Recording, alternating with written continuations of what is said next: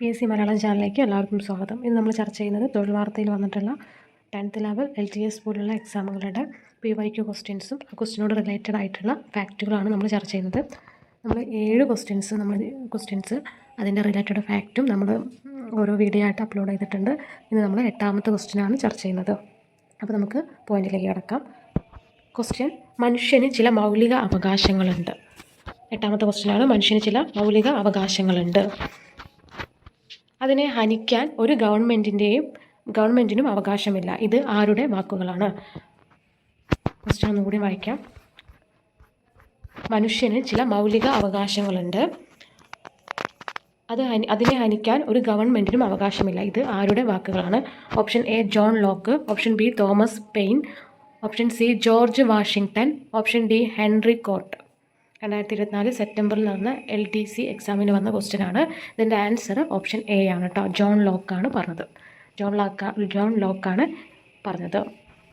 ഇനി ഇതിനോട് ബന്ധപ്പെട്ടിട്ടുള്ള റിലേറ്റഡ് ഫാക്റ്റുകളാണ് നമ്മൾ ചർച്ച ചെയ്യുന്നത്. ഇംഗ്ലീഷുകാരുടെ ചൂഷണ നിയമങ്ങൾക്കെതിരെ പോരാടാൻ അമേരിക്കൻ കോളനിക്കാർക്ക് ജോൺ ലോക്ക്, തോമസ് പെയിൻ തുടങ്ങിയ ചിന്തകരുടെ ആശയങ്ങൾ പ്രചോദനമായി. മനുഷ്യൻ്റെ മൗലിക അവകാശങ്ങളെ ഹനിക്കാൻ ഒരു ഗവൺമെൻറ്റിനും അവകാശമില്ല എന്ന വാദഗതി ജോൺ ലോക്ക് മുന്നോട്ട് വെച്ചു. ഇംഗ്ലീഷുകാരുടെ ചൂഷണ നിയമങ്ങൾക്കെതിരെ പോരാടാൻ അമേരിക്കൻ കോളനിക്കാർക്ക് ജോൺ ലോക്ക്, തോമസ് പെയിൻ തുടങ്ങിയ ചിന്തകരുടെ ആശയങ്ങൾ പ്രചോദനമായി. മനുഷ്യൻ്റെ മൗലിക അവകാശങ്ങളെ ഹനിക്കാൻ ഒരു ഗവൺമെൻറ്റിനും അവകാശമില്ല എന്ന വാദഗതി ജോൺ ലോക്ക് മുന്നോട്ട് വെച്ചു. ഏതെങ്കിലും വിദേശ ശക്തിക്ക് ഈ വൻകര ദീർഘകാലം കീഴടങ്ങി കഴിയണമെന്നത് യുക്തിക്ക് നിരക്കുന്നതല്ല എന്ന ആശയം തോമസ് പെയിൻ്റേതായിരുന്നു.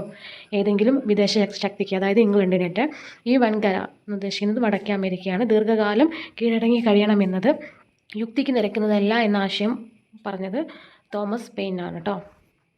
ഇംഗ്ലണ്ടിൽ നിന്ന് വേർപിരിയുകയാണ് അമേരിക്കക്കാരെ സംബന്ധിച്ച് വിവേകപൂർണമായ പ്രവൃത്തിയെന്ന് തോമസ് പെയിൻ തൻ്റെ കോമൺ സെൻസ് എന്ന ലഘുരേഖയിലൂടെ പ്രഖ്യാപിച്ചു.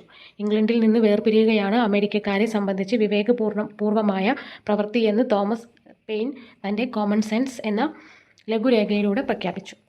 1776 ജൂലൈ 4 അമേരിക്കൻ കോണ്ടിനെൻ്റൽ കോൺഗ്രസ് ലോകപ്രശസ്തമായ സ്വതന്ത്ര പ്രഖ്യാപനം നടത്തി. തോമസ് ജെഫേഴ്സൺ, ബെഞ്ചമിൻ ഫ്രാങ്ക്ലിൻ എന്നിവർ ചേർന്നാണ് സ്വാതന്ത്ര്യ പ്രഖ്യാപനം തയ്യാറാക്കിയത്.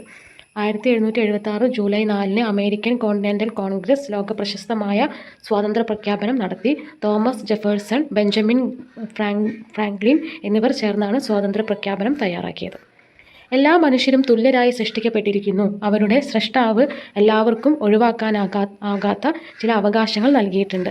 ജീവിതം, സ്വാതന്ത്ര്യം, ജീവിത സൗഖ്യം എന്നിവയ്ക്കുള്ള അവകാശങ്ങൾ അവയിൽ ഉൾപ്പെടുന്നവയാണ്. ഈ അവകാശങ്ങൾ നേടിയെടുക്കാൻ ഭരിക്കപ്പെടുന്നവരുടെ അംഗീകാരം ലഭിച്ച ഭരണകൂടങ്ങൾ രൂപവൽക്കരിക്കപ്പെടണം. ഏതെങ്കിലും ഒരു ലക്ഷ്യങ്ങളെ നശിപ്പിക്കുന്ന തരത്തിലാവുകയാണെങ്കിൽ അതിനെ മാറ്റുകയോ ഇല്ലാതാക്കുകയോ ചെയ്യാനുള്ള അവകാശം ജനങ്ങൾക്കുണ്ട്. ഇതാണ് അമേരിക്കൻ സ്വാതന്ത്ര്യ പ്രഖ്യാപനം. ഒന്നുകൂടി വായിക്കാം. എല്ലാ മനുഷ്യരും തുല്യരായി സൃഷ്ടിക്കപ്പെട്ടിരിക്കുന്നു.